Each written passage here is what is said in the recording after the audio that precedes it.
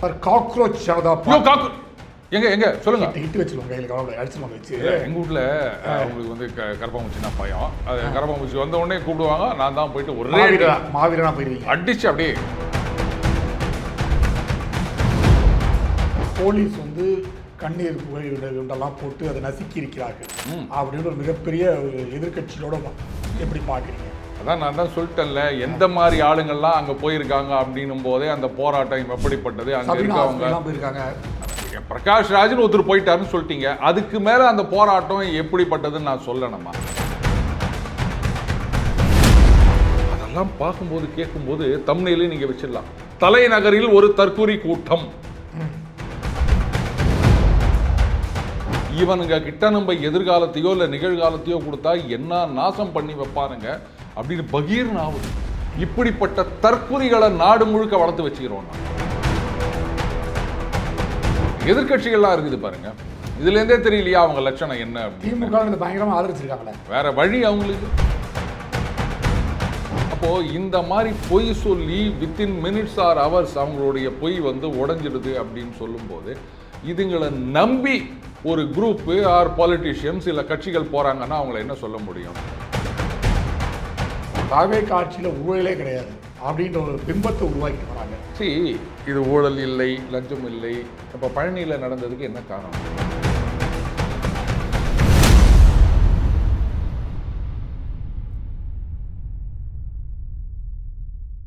By the people நேயர்களுக்கு வணக்கம். பல்வேறு அரசியல் பொருளாதார சமுதாய பிரச்சனை ஆலோசனை நிகழ்ச்சி. இன்று நம்முடைய அரசியல் விமர்சகர் டெய்லி பஞ்ச் அருண் வந்திருக்கார். வணக்கம் சார். வணக்கம் ஜேகே. சார் காக்ரோச் ஜனதா எங்க சொல்லுங்க. ஹிட் வச்சிருவோம் கையில் கவலை அடிச்சுருவாங்க வச்சு.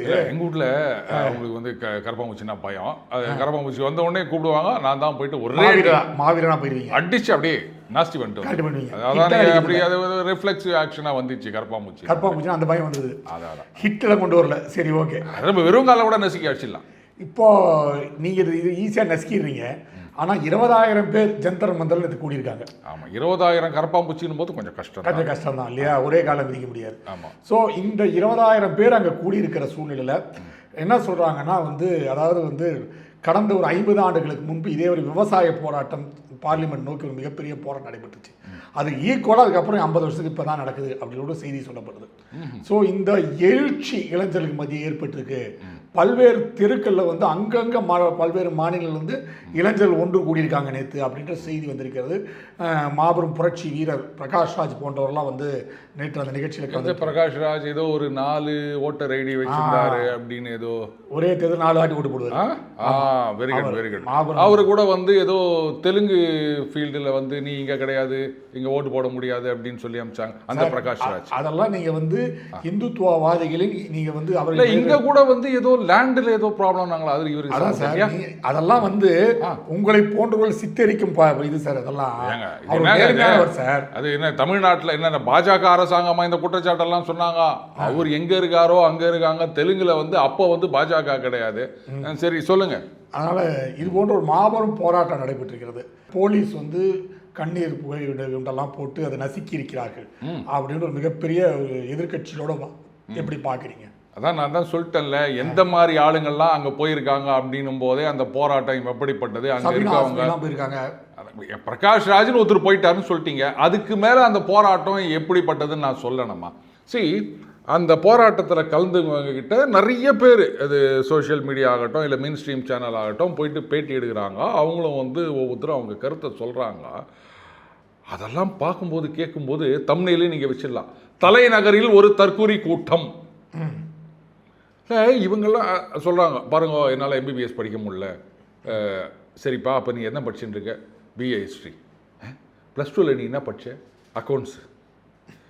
அக்கௌண்ட்ஸ் படிச்சு இவன் எம்பிபிஎஸ் நீட் எழுத முடியல, என்னால் எம்பிபிஎஸ் சேர முடியலன்றான். இது ஒரு சின்ன எக்ஸாம்பிள் தான். இந்த மாதிரி இதை விட பல மடங்கு தற்கொலைகளாலாம் பேசிகிட்டு இருக்காங்க. இதையெல்லாம் பார்க்கும்போது இவங்களைத்தான் நம்ம ஜென்சின்னு சொல்லினுக்கிறோம். மாணவர்கள் கையில், இளைஞர்கள் கையில் எதிர்காலம் இருக்குன்னு சொல்கிறோமே, இவனுங்க கிட்ட நம்ம எதிர்காலத்தையோ இல்லை நிகழ்காலத்தையோ கொடுத்தா என்ன நாசம் பண்ணி வைப்பானுங்க அப்படின்னு பகீர்னு ஆகுது.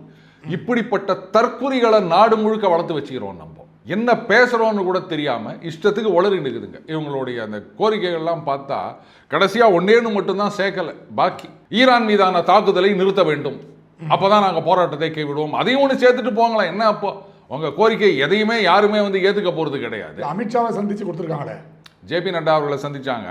அதுவும் வந்து அவங்க கூப்பிட்டாங்க, அதெல்லாம் இல்லை, இவங்க தான் போயிட்டு இல்லைங்க நாங்கள் அவங்கள சந்திக்கணுங்க அப்படின்னு சொல்லியிருக்காங்க. ஆனால் வெளியில் வந்த உடனே அரசாங்கம் எங்களை அழைத்தது அப்படின்னு அந்த வடிவேலு ஜோக் மாதிரி தெய்வமே அப்படி பண்ணிட்டு போயிட்டானுங்க.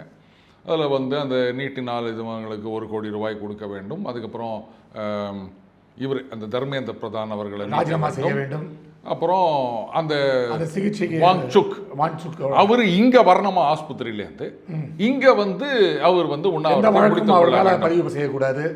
ஏங்க ஏற்கனவே காங்கிரஸ் ஆட்சி காலத்திலேயே இவர் மேலே வந்து குற்றச்சாட்டுகள் இருந்தது. காங்கிரஸ் அரசாங்கமே வந்து கேள்வி கேட்டுக்கிறாங்க. இன்னைக்கு வந்து இவர் ரொம்ப புனிதர் ஆயிட்டாரா அவர் அப்படியே நல்ல அந்த வாஷிங் மிஷினில் போட்டு வெளுத்து வெள்ளைன்னு கொண்டு வந்து உட்கார வச்சிட்டாங்களா இவரை? என்ன பேச்சு இது? இதில் வந்து ஆர்டிகல் 370 ரெஸ்டோர் பண்ண வேண்டும். என்ன போராட்டம்னு ஆரம்பித்து என்ன பண்ணிக்கிறீங்க கேட்டால், இன்னும் நாங்கள் வந்து 20 நேபாள் 30 பங்களாதேஷை உண்டாக்குவோம், அங்கே போய் பாரு என்ன லட்சத்தில் இருக்குது அப்படின்னு. நேபாளில் இருக்கவங்களாம் ஏற்கனவே பங்களாதேஷில் இருக்கவன் பிச்சை எடுத்துன்னுக்கிறான். இப்போ நேபாளில் இருக்கவன் அங்கே அந்த ராப் ஆர்டரை தூக்கின்னு வந்து பதவியில் உட்கார வச்சாங்க. அவர் இன்னும் பெரிய தாதா மாதிரி இந்தியாவிலேருந்து வர சரக்குகள்லாம் வரி, அதுலேருந்து இங்கே வாங்க மாட்டோம் அதை வாங்க மாட்டோம் அப்படி இப்படின்னு சொல்லி இந்தியா என்ன பண்ணாங்க, அப்படியே அம்மாவனே சரி ரைட்டு அப்படின்னு சொல்லிட்டு அங்கேருந்து வர டீ எல்லாம் குவாலிட்டி கண்ட்ரோலை ஸ்ட்ரிக்டாக இம்ப்ளிமெண்ட் பண்ணிடான்ட்டாங்க. சுத்தமாக அங்கே தேங்கி போச்சு, வேலை கிடையாது, சரக்கு வச்சுட்டு என்ன பண்ணுறதுன்னு தெரியல, காசு இல்லை, போதாக்குறைக்கு அது லேண்ட் லாக்டு கண்ட்ரி. இந்தியாவிலேருந்து தான் மொத்தமாக போனோம். 100 ரூபாய்க்கு மேலே எதை வாங்கினாலும் வரி அப்படின்ன உடனே அவரு நான் நினச்சாரு இந்த மாதிரி வரி போட்டால் இந்தியன் குட்ஸ் எல்லாம் வந்து விற்காது, இங்கே இருக்கிற ஜனங்கள்லாம் வந்து இந்திய அரசாங்கத்துக்கு எதிராக. ஏண்டா லூசு, சரக்கு அங்கே வரலன்னா இதை நம்பி தானே நீ இருக்க, உன் ஜனங்கள்லாம் இருக்காங்க. அப்போது அங்கே விலை ஏறுது, இவங்களுக்கு என்ன இப்போ வரி தானே போடுறாங்க, உங்கள் ஊரில் தானே நீ கட்டு, 100 ரூபா விற்றது இப்போ 200 ரூபா 150 ரூபா இஷ்டம் தான் வாங்கிக்கா, இல்லாட்டா போ அப்படின்னானுங்க. அவங்களுக்கு அது அத்தியாவசியம். இப்போ அங்கே எல்லாரும் வந்து கதறி நிற்கிறாங்க. இதில் நாங்கள் நேபாள் ஆக்குவோம் பங்களாதேஷ் ஆக்குவோம்னா முதல்ல நீ வந்து கொஞ்சம் மூளையை உபயோகி. ஜென்சின்னு சொல்லிக்கிட்டு கொஞ்சம் கூட வந்து ஒரு காமன் சென்ஸும் இல்லை, ஒரு ஐக்கியூ என்னன்னே தெரியல. அவங்க பதில் சொல்கிறதெல்லாம் பார்க்கும்போது இப்படிப்பட்ட கும்பலை நம்பி நாடு இருக்குது. நாடு இருக்கிறத விடுங்க, எதிர்கட்சிகள்லாம் இருக்குது பாருங்க, இதுலேருந்தே தெரியலையா அவங்க லட்சணம் என்ன அப்படின்னு. திமுக பயங்கரமாக ஆதரிச்சிருக்காங்களே, வேற வழி அவங்களுக்கு. எதையாவது ஒன்று சொல்லணும். இவ்வளோ நாளாக ராகுல் காந்தி ஆதரிச்சிருந்தாங்க, இப்போ தான் அது தப்பு அப்படின்னு புரியுது. இந்த கரப்பாம்பூச்சியை ஆதரிச்சது தப்பு அப்படின்னு இன்னும் ஒரு 10 வருஷம் கழிச்சு சொல்லுவாங்க. என்ன பண்ணுறது, லேட்டாக புரியுது, அவ்வளோதான். அதுக்கு நாம என்ன பண்ண முடியும் சார்? இப்போ இந்த கரப்பாம்பூச்சி ஜனதா பார்ட்டி இதுக்கு வந்து பார்த்தீங்கன்னா ஸ்டெர்லைட் கூடங்குளம் போன்ற நிகழ்வுகள் ஏற்படும் போது வெளிநாட்டு சக்திகளோட அந்த பொருள் உதவி வழங்கப்பட்டனால இந்த போராட்டம் நடைபெற்றது. தமிழகத்தில் நான் பார்த்த 2 விஷயம். அதே மாதிரி இந்த கருப்பாம்பூச்சி ஜனதா பார்ட்டிக்கும் வெளிநாடுகள் ஃபைனான்ஸ் பண்ணி தான் இது போன்ற கிளர்ச்சிகளை ஏற்படுத்தினாலும் ஒரு குற்றச்சாட்டு இருக்குது. இது எப்படி பார்க்குறீங்க? அதாவது இந்த கரப்பாம்பூச்சியை பற்றி அந்த காக்ரோச் ஜனதா பார்ட்டி, நான் வந்து ஆக்சுவலாக இதை வந்து காக்ரோச் காங்கிரஸ் அப்படின்னு தான் நான் சொல்லுவேன். ஏன்னா அப்படி தான் இருக்கின்றது ரெண்டுமே. காங்கிரஸும் ஒரு அமைப்பு தானே, அந்த பேர் என்ன, அவங்க என்ன பேட்டர்ன் வாங்கி வச்சுக்கிறாங்களா? சரி, அவங்க என்ன சொன்னாங்க, சீஃப் ஜஸ்டிஸ் ஆஃப் இந்தியா அவர் வந்து இந்த மாதிரி வேலை இல்லாதவர்கள் கரப்பாம்பூச்சி மாதிரி பண்ணுறாங்கன்னு ஒரு வார்த்தையை சொன்னார். அதனால் வெகுண்டு எழுந்து மக்கள் எழுந்தார்கள். இதெல்லாம் யோசிச்சு பாருங்கள். அந்த வெப்சைட் அவங்க லான்ச் பண்ணது வந்து சீஃப் ஜஸ்டிஸ் இந்த மாதிரி சொல்கிறதுக்கு முன்னாடி. எப்படி உங்களுக்கு முன்கூட்டியே தெரியுமா? ஏதாவது காலக்கப்பல் வச்சுக்கின்னு ஏதோ இத்தனாம் தேதி அவர் சொல்ல போகிறாரு, அதை நம்ம முன்னாடியே ரெஜிஸ்டர் பண்ணி வச்சுருவோம் அப்படின்னு வரீங்களா? ஏதோ ஒரு பிளானோட பண்ணி வச்சாங்க. ரைட்டு, எதுடா சாக்கு கிடைக்கும் அப்படின்னாங்க. ஒன்று சொல்லுவாங்க இல்லையா, அந்த நொண்டி குதிரைக்கு சறுக்கினது சாக்குன்னு ஒரு பழமொழி சொல்லுவாங்கல்ல, அந்த மாதிரி எது கிடைக்கும்னு வெயிட் பண்ணியிருந்தாங்க. இது கட்சியோட அதே பேரை சொல்லிட்டாரே அப்படின்னு சொல்லிட்டு இவனுங்க ஆரம்பிச்சுட்டானுங்க. என்ன வேணும் உங்களுக்கு? இப்போ அந்த நீட் தேர்வு நாங்கள் வந்து உக்காந்து நிற்கிறாங்களே, இதில் வந்து எத்தனை பேர் வந்து எம்பிபிஎஸ் படிக்கணும்ன்ட்டு அந்த பயாலஜி குரூப் எடுத்து வந்தவனுங்க. காமர்ஸ் படித்தவெல்லாம் எனக்கு நீட்டில் வந்து சான்ஸ் கிடைக்கலன்னு புலம்பிட்டு இருக்கானா என்ன பண்ண முடியும்? சரி, இதில் இன்னொரு குரூப்பு பாருங்க, எனக்கு வந்து இவ்வளோ மார்க்கு ஆனால் எனக்கு இவ்வளோ கம்மியாக போட்டாங்க. அவங்க என்டிஏ வந்து அவங்க ஓஎம்ஆர் ஷீட்டெல்லாம் எடுத்து கொடுத்துட்டாங்க. ஓஎம்ஆர்னா அங்கே போகிற ஓஎம்ஆரில் இந்த ஓஎம்ஆர். அதில் பார்த்தீங்கன்னா இவங்க சொன்னதுக்கும் அவங்க இதுக்கும் சம்மந்தமே இல்லை. சும்மா ஆனால் எனக்கு 583 மார்க்கு, எனக்கு அவ்வளோ மார்க்கு அப்படின்னு கதை விட்டுன்னு தெரியுதுங்க. 30 மார்க்கு 80 மார்க்கு இதுதான் ஒரிஜினல் மார்க்காக இருக்குது. யாரோ கேமராவில் வந்து கேமரா அப்படின்னும் போது இஷ்டத்துக்கு புளிகின்னு தெரியுதுங்க. அப்போது இந்த மாதிரி பொய் சொல்லி வித்தின் மினிட்ஸ் ஆர் ஹவர்ஸ் அவங்களுடைய பொய் வந்து உடஞ்சிடுது அப்படின்னு சொல்லும்போது இதுங்களை நம்பி ஒரு குரூப்பு ஆர் பாலிட்டிஷியன்ஸ் இல்லை கட்சிகள் போகிறாங்கன்னா அவங்கள என்ன சொல்ல முடியும்? ஸோ அது அவுட் ஆஃப் டெஸ்பரேஷன். ஆஹா எதுவுமே பண்ண முடியலையே, சரி ரைட்டு இவனுங்க ஏதாவது போராட்டம் பண்ணி நாமளும் பின்னாடி உக்காந்திங்கன்னு. ஏன்னா இவங்க வெறும் போராட்டம் தான் பண்ணுவாங்க, அதனால கலாட்டா ஆச்சுன்னா பார்த்தீங்களா அரசாங்கம் செயலிழந்து விட்டது, ராஜினாமா செய்ய வேண்டும். ஏன்னா இங்கே அதானே சொல்லியிருந்தாங்க, ஆக எடப்பாடி பதவி விலக வேண்டும், இதானே 5 வருஷம் 10 வருஷம் சொல்லியிருந்தாங்க. அதே மாதிரி இப்போ அதை சொல்லிட்டு நம்ம எங்கேயாவது உள்ளே போகலாமா அப்படின்னு யோசிச்சுன்னு இருக்கிறாங்க. எப்படி ராகுல் காந்தி அப்படின்ற ஒரு மண் குதிரையை நம்பி மோசமாக போனாங்களோ அதே மாதிரி தான் இவங்களும் போக போகிறாங்க, இப்போவும் போக போகிறாங்க.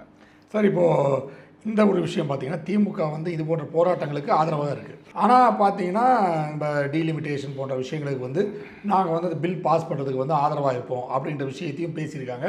அது ஒரு பெரிய ஒரு அதிர்வலை ஏற்படுத்திருக்கு. ஏன்னா திடீர்னு போன மாதம் 2 மாதம் முன்னால் எகெயின் நோ டீலிமிட்டேஷன் போஸ்டர்லாம் ஃபுல்லாக சுற்றி ஓட்டினாங்க. தமிழ்நாடு ஃபுல்லாக ஹிந்தி வாசஸ் டிஎன் அப்படின்னு போஸ்டர்லாம் ஓட்டினாங்க. திடீர்னு என்னப்பா டீலிமிட்டேஷன் பக்கம் இவங்க சாஞ்சிட்டாங்க, பாஜக பக்கம் சாஞ்சிட்டாங்கன்னு அப்படின்னா இல்லைங்க, அது காங்கிரஸ் வெறுப்பேற்றதுக்காக இந்த விஷயம்லாம் அவங்க பண்ணிகிட்டு இருக்காங்க அப்படின்ற விஷயம் சொல்லப்படுது. ஸோ இது நெருங்குகிறதா திமுக காங்கிரஸை பாஜகவை அப்படின்னு சொல்லப்படுது. இது என்ன சார் ஆக்சுவலாக மாதிரி? இதில் 2-3 உதாரணங்கள் சொன்னால் தான் உங்களுக்கு புரியும் அப்படின்னு நான் நினைக்கிறேன். ஒன்று இப்போ நீங்கள் சொன்னீங்க காங்கிரஸை வெறுப்பேற்றுறதுக்காக இந்த பக்கம் போகிறாங்க அப்படின்னு. சரி, அட்ஜஸ்ட் பண்ணிக்கோங்க. இப்போ நீங்களே ஒரு பொண்ணு மேலே கொஞ்சம் அப்படி ஒரு ஆசையாக இருக்கீங்க, அது பேசிகிட்டு இருக்கீங்க. இப்போ திடீர்னு அவங்க 2 பேருக்குள்ள ஏதோ பிரச்சனை வந்துச்சுன்னும் போது இப்போ அவங்க என்ன பண்ணுவாங்க, அவங்கள வெறுப்பேற்றுறதுக்காகவே பக்கத்தில் இருக்க என்னோட பேசுவாங்க. அஃபிஷியலாக தான் இருக்கும், உங்களுக்கு அப்படியே எரியும். ஆமாம். ஸோ அந்த மாதிரி ஏதாவது பண்ணுறாங்க அப்படின்றீங்களா? காங்கிரஸும் இதுவும் இது அரசியல் கட்சி சொல்ல. சரி ரைட்டு. அடுத்தது இப்போது ஒரு கணவன் மனைவி சண்டை அப்படின்னு வச்சுக்கோங்களேன், மத்தியஸ்தம் பண்ணும்போது நானாலாம் பேசணும்னு வரல, அது அவங்க சொன்னாங்க அதனால தான் நான் வந்தேன் அப்படின்னு நம்ம சொல்லிக்கிறது இல்லையா? நீ உடனே கிளம்பு, பஸ்ஸில் போகலாம், நோ காரில் தான் போகணும் அப்படின்ட்டு. பத்தியா, மை கமாண்ட், காரில் தான் போகணும் திட்டவட்டமாக சொல்லிட்டேன் அப்படின்னு ஒரு பந்தா பண்ணிக்கிறது இல்லையா? அந்த மாதிரி இங்கே அந்த கரப்பாம்பூச்சிக்கு எதிர்ப்பு அப்படின்றது கொள்கையில் சமரசம் கிடையாது. எங்கெங்கெல்லாம் குரல் கொடுக்கணுமோ அங்கங்கெல்லாம் நாங்கள் குரல் கொடுப்போம். அதுக்கு உள்ள அர்த்தம் என்ன அப்படின்னு கேட்டால், எங்கெங்கெல்லாம் நம்ம குரலுக்கு 10 பைசா பிரயோஜனம் இல்லையோ அங்கெல்லாம் ஓங்கி குரல் கொடுப்போம். எங்கெங்கெல்லாம் ஏதோ ஓரளவுக்காவது பிரயோஜனம் இருக்குதோ அங்கே மியாவ் அப்படின்னு கம்முன்னு வந்துடுவோம். இப்போ இந்த எஃப்சிஆர் எடுத்துக்காங்க, இதை நாங்கள் ஏற்றுக்கொள்ள மாட்டோம். உங்களை கேட்டு தான் அவங்க ஏற்றுக்க போகிறாங்களா? அந்த மசோதாவுக்கு 2/3 மெஜாரிட்டி வேணாம், அவங்க இதை பாஸ் பண்ணிட்டாங்கன்னு சொன்னால் நாங்கள் அதை எதிர்த்தீங்க, என்ன பிரயோஜனம்? இப்போ நான் கூட தான் ஈரான் மீதான தாக்குதலை எதிர்க்கிறேன், 10 பைசா பிரயோஜனம் கிடையாது. அவன் போட்டு குண்டு போட்டு நாச்சம் மட்டும் தான் போகிறான். கம்யூனிஸ்ட்லாம் பார்த்தீங்கன்னா பொதுக்கூட்டம் போடுவாங்க, பார்த்தீங்கன்னா ட்ரம்ப்பை எதிர்க்கின்றேன், ட்ரம்ப்பை எச்சரிக்கின்றேன், அவர் ஜாகிரதையாக இருக்க வேண்டுமா இப்படிலாம் சொல்லாதீங்க. அந்த காலத்தில் இவங்க இந்த மாதிரி உட்காந்துக்கிறேன், நான் ஜிம்மி கார்ட்டரை கேட்கின்றேன், நான் புஷ்ஷை கேட்கின்றேன் அப்படின்னும் போது இங்கேருந்து அவங்கள கேட்குறாங்களா அப்படின்லாம் ஃபயர் விட்டவங்க. ஆமாம், அதான் சொல்ல அதே மாதிரி இதெல்லாம். ஸோ அந்த எஃப்சிஆர் வேலை இவங்க சப்போர்ட் பண்ணாலும் பண்ணலாட்டாலும் அந்த மசோதா பாஸ் ஆகத்தான் போகுது. அதை கண்டிஷன் அப்ளை அப்படின்றத இவங்க ஃபாலோ பண்ணி தான் ஆகணும். ஸோ அங்கே பெருசாக குரல் கொடுத்துக்கலாம், எதிர்த்து நாங்கள் வாக்களித்தோம் அப்படின்னு வேறு சொல்லிட்டு அதெல்லாம் இங்கே சொல்லிக்கலாம், பார்த்தீங்களா நாங்கள் தான் வாக்களித்தோம் அப்படின்னு. இந்த டீலிமிட்டேஷனுக்கு புதுசாக ஒரு முட்டு கொடுக்குறாங்க. அதாவது அவர் தானே சொன்னார், கேட்கிறவன் கேனையனாக இருந்தால் கேரளாவிலே எருமை மாடு ஏதோ பார்த்து ஏரோப்ளைன் ஓட்டுவதாக சொல்வார்கள். ஆமாம், அந்த மாதிரி இது நாள் வரைக்கும் என்ன சொன்னாங்க பாருங்க, அக்ராஸ் த போர்ட் 50% அப்படின்னு நீங்கள் சொல்கிறீங்க. ஒருத்தர் ரொம்ப அழகாக விளக்கெல்லாம் கொடுத்தாரு, பர்சன்டேஜ் வேறு, அப்சல்யூட் நம்பர்ஸ் வேறு. இப்போ இங்கே 50% சொல்கிறீங்க, அப்போ தமிழ்நாடுக்கு 20 தான் அதிகமாகும், ஊபியில் 40 அதிகமாகும். ஸோ அதுக்கப்புறம் என்ன ஆயிரும், அவங்க 120, நாம் 60. சரி, இப்போ எவ்வளோ? அவங்க 80, நாம் 40. இப்போவும் அதே பாதி தானே, அப்போவும் அதே பாதி தானே அப்படின்னா நம்பர் அப்படின்னு ஒரு கேம் ஆடினுக்கிறாங்க. சரி, ஊபியில் 120 வரட்டும், ஏன் அவங்க காங்கிரஸ் ஜெயிக்காதா? இப்போ காங்கிரஸ் விட்டு வெளில வந்துட்டாங்க, ஒரு மாதம் முன்னாடி வரைக்கும் அப்போ காங்கிரஸோடு தானே இருந்தாங்க. இன்ஃபேக்ட் இந்த மசோதா பார்லிமெண்ட்டில் வரும்போது அப்போ எல்லாம் ஒன்றா தான் இருந்தாங்க. அப்போ கனிமொழி அவர்கள் சொல்கிறாங்க, ஊபி மாப்பி ராஜஸ்தான் இங்கெல்லாம் இவ்வளோ இருக்குது, அதை வச்சு அவங்க 2/3 வந்துடும்னு. ஏன் அப்போ உங்கள் காங்கிரஸ் ஜென்மத்துக்கு அங்கே ஜெயிக்காத? அகிலேஷ் யாதவ் ஜெயிக்க மாட்டார், தேஜஸ்வி யாதவ் ஜெயிக்க மாட்டார், மம்தா பானர்ஜி அவங்க ஜெயிக்க மாட்டாங்க, யாரும் ஜெயிக்க மாட்டாங்க, பாஜக தான் ஜெயிச்சு வந்து உட்காந்து நிற்கிற போகிறாங்க. இங்கேயே உள்ள வந்துட்டாங்கல்ல, அப்புறம் நீங்கள் அதை மட்டும் பேசி நிற்கிறீங்க. இப்போ அதுக்கு இன்னும் ஒரு ட்விஸ்ட்டு கொடுக்குறாங்க. இப்போ அந்த 543ல் 39 அப்படின்னா 7.18 அதே பர்சன்டேஜ் மெயின்டைன் ஆகணும். ஏன் இது வந்து சாதாரண கணக்கு. இப்போது 500 இருக்குது, அதில் உங்களுக்கு 7% இருக்குது அப்படின்னா அப்போ 1000 ஆக்கும்போது அதை 2 ஆக்கினா அதே 7% தான் மெயின்டைன் ஆக போகுது. இது சாதாரண 5வது படிக்கிற பையன் போடுற கணக்கு. இது வந்து யாருக்குமே தெரியாத மாதிரி ஒரு கணக்கு ஒத்துக்கிறாங்க. இது மெயின்டைன் ஆச்சுன்னு அதான் ஆக போகுது. பார்த்தீங்களா, எங்களுடைய திறமை செல்வாக்கு, நாங்கள் வந்து பாஜகவை அடிபணிய வைத்து விட்டோம் அப்படின்னு சொல்லிட்டு இந்த டீலிமிட்டேஷனுக்கு சப்போர்ட் பண்ணி தான் தீர வேண்டும். இதில் இன்னொன்று முட்டு கொடுக்குறாங்க. அது பாருங்கள், நீங்கள் இது மாதிரிலாம் சப்போர்ட் பண்ணல அப்படின்னு சொன்னால் அதுக்கப்புறம் அந்த பழைய கணக்கிலேயே வந்துருச்சுன்னு சொன்னால் அப்போ தமிழ்நாட்டில் சீட்டு குறையும். இதான் உங்களுக்கு வேணுமா அப்படின்னு. ஏன் இந்த ஞானோதயம் தோத்த பிறகு தான் வந்ததா? போன தடவை ஆட்சியில் இருக்கும்போது இதெல்லாம் தெரியல? எல்லாத்துக்கும் மேலே இப்பவும் திமுக அதை கடுமையாக எதிர்த்திருப்பார்கள். இல்லை, கூட்டணி மட்டும் இல்லை, ஆட்சியில் இருந்திருந்தா. இப்போ அப்பாவை அரெஸ்ட் பண்ணியிருக்காங்க, அதுக்கப்புறம் பிள்ளையும் அரெஸ்ட் பண்ணியிருக்காங்களா? அது ஏதோ விளாத்தி குளத்தோடு நின்றுட்டா பரவாயில்ல, வேற இடத்துலையும் வந்து தந்தை மகன் இப்படி ஒரு காம்பினேஷன் எதுவும் அரெஸ்ட் பண்ணிடக்கூடாதுல்ல. ஆமாம், அதுக்கு நம்ம மேலெடுத்த ஆதரவு வேணும்ல. ஏற்கனவே நம்ம பழசு பார்த்துருக்கோம் நிறைய. ஆமாம், அதனால் கூட நமக்கு வந்து திமுகவை பொறுத்த வரைக்கும் ஒன்று நம்ம ஆட்சியில் இருக்கணும், இல்லைன்னா சென்ட்ரல் ஆட்சியில் இருக்கவங்களோட நம்ம கூட்டணி இருக்கணும். ரெண்டே ஆப்ஷன் தான், இந்த தேர்ட் ஆப்ஷன் கிடையாது. அதிமுக இதுக்கெல்லாம் லாய்க்கே இல்லை, அவங்க இதுக்கெல்லாம் சரிவிட்டு வர மாட்டாங்க. அதை கரைச்சிக்கிட்டே போயிட்டுருக்கேன். அது சரி இருந்தால் தானே அது அவங்க என்ன பண்ணுறாங்கன்னே தெரியல. அதனால் வெளியில் நல்ல வீர கோஷம் போட வேண்டியது. நாங்கள்லாம் யார் தெரியுமா அப்படின்னு. ஏங்க காங்கிரஸும் திமுக வந்து எங்களுக்குள்ள ஒட்டும் கிடையாது, ஒருவும் கிடையாது, எங்களை தனியாக உட்கார வைங்க அப்படின்னு சொல்லிட்டு பார்லிமெண்ட் வாசலில் எங்கள் கனிமொழி அவர்களும் ஜோதிமணி அவர்களும் என்ன ஃப்ரெண்ட்லியாக இருக்காங்க. ஆமாம், ஆனால் பிரித்து தரல, இது வரைக்கும் ஒன்றா தானே உட்காந்துருக்காங்க. இல்லையே, நேற்றுக்கு வந்து பிரித்து இந்த பக்கம் பாஜக அவங்களோட வந்து உட்காந்துட்டாங்க. அவங்க உட்காந்தாங்க, ஆனால் சீட்டில் வந்து அதை இன்னும் மாற்றவே இல்லையா. மனசு தான் முக்கியம். மனசளவில் நாங்கள் பிரிஞ்சிட்டோம். ஆனால் இங்கே இருக்கிற கட்சிக்காரங்க ஒருத்தர் மூஞ்ச பார்க்காம போகிறாங்க.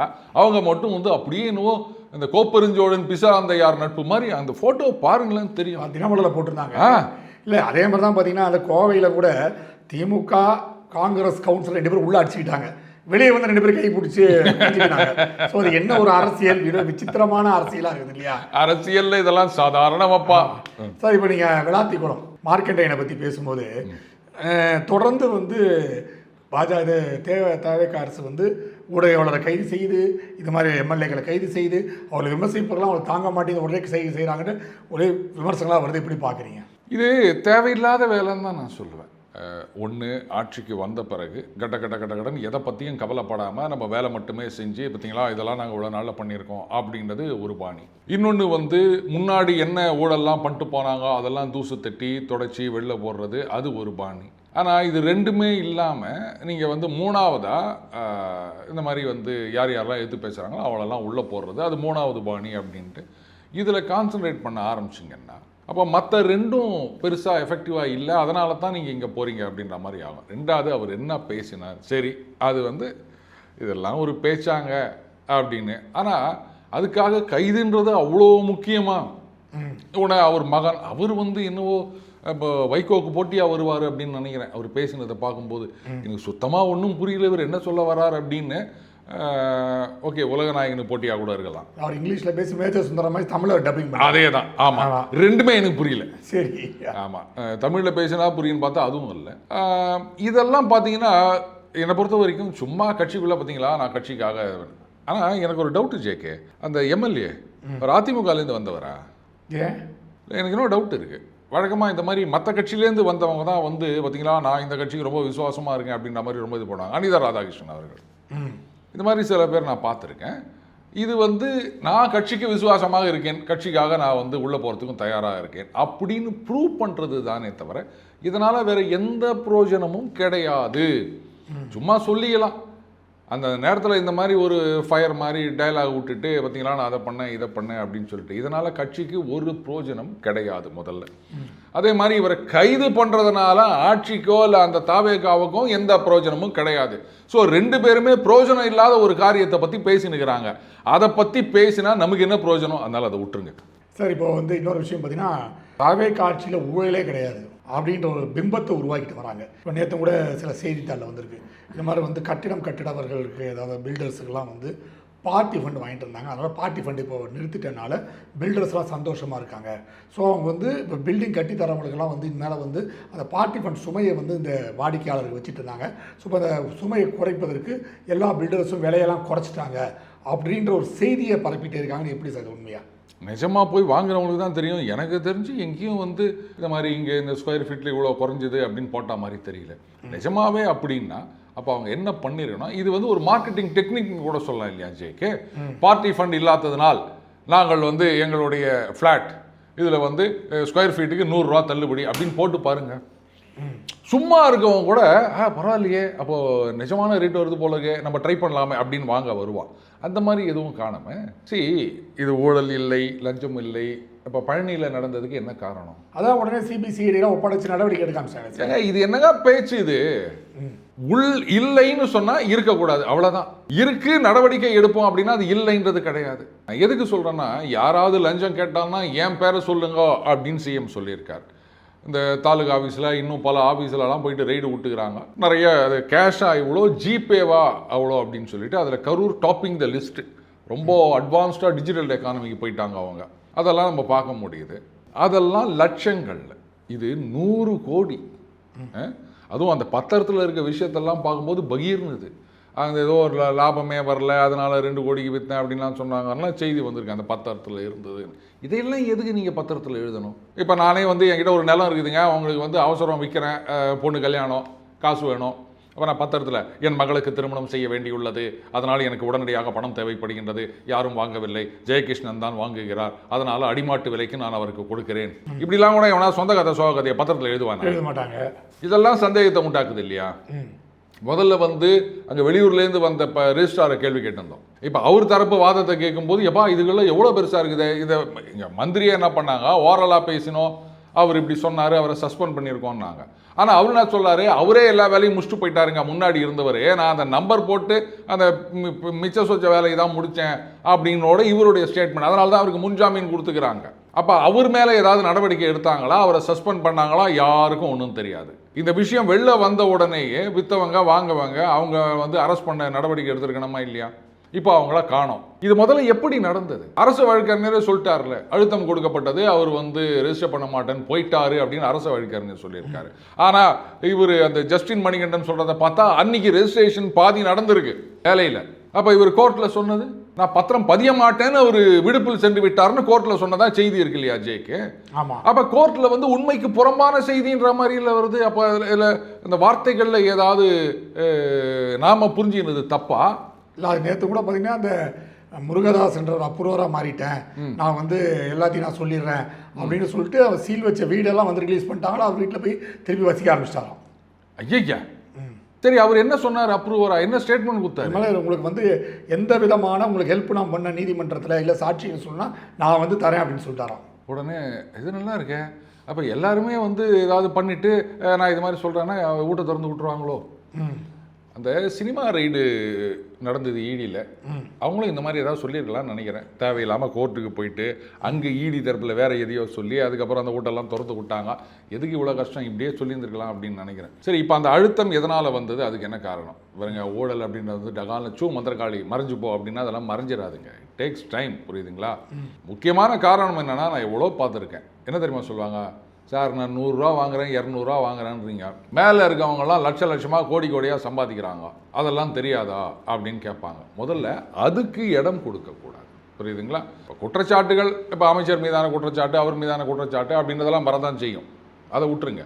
அது அவங்க மனசாட்சிக்கு தெரியும் அது உண்மையா பொய்யா அப்படின்னு. அந்த அதர் ஹேண்ட் இப்போ அந்த பழனி விஷயம் எடுத்துக்க, இதில் என்ன கடுமையான நடவடிக்கை எடுக்கப்பட்டதுன்னு எனக்கு புரியல.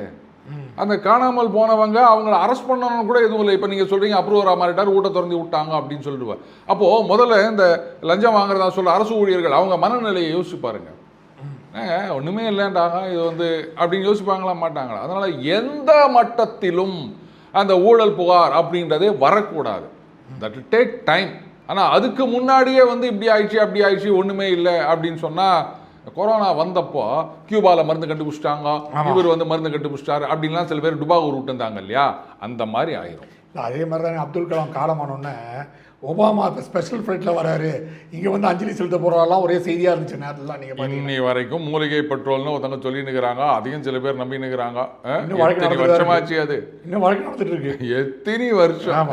நான் அதெல்லாம் 15 வயசுல அந்த பெட்ரோலை ஊற்றி பார்த்துருக்கேன் நான் அந்த இடத்துல. கண்டிப்பாக சார், உங்கள் நேரத்தை ஒதுக்கி பேட்டி எடுத்துக்கு மிக்க மகிழ்ச்சி. நன்றி சார். நன்றி ஜெய்க்கு. நேரில் மீண்டும் அடுத்த நிகழ்ச்சியில் சந்திப்போம். அதுவரை நன்றி, வணக்கம்.